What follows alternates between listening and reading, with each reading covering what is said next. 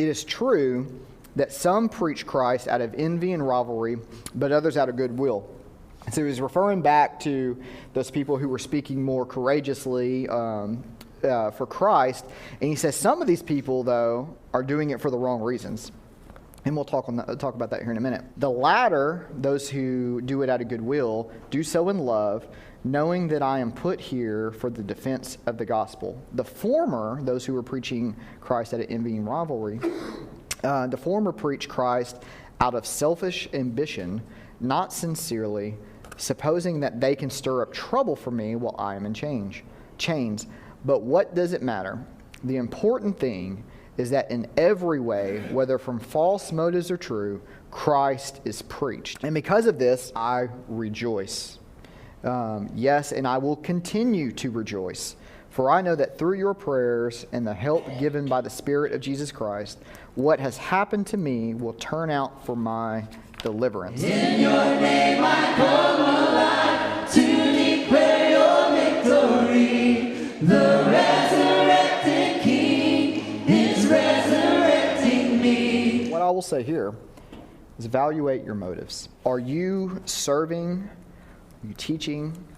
Are you preaching? Are you sharing to be seen? Are you doing it for a pat on the back?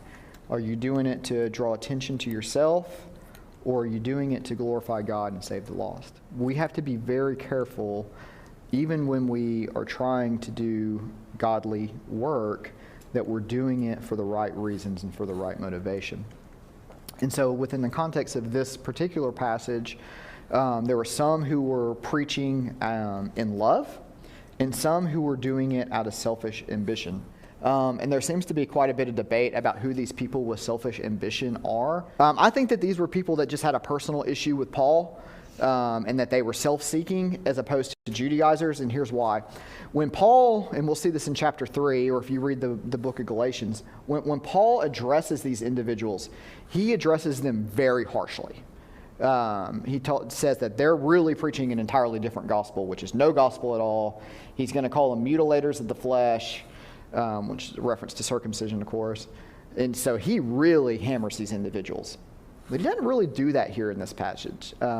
He doesn't seem to have anything against their message, just their motive.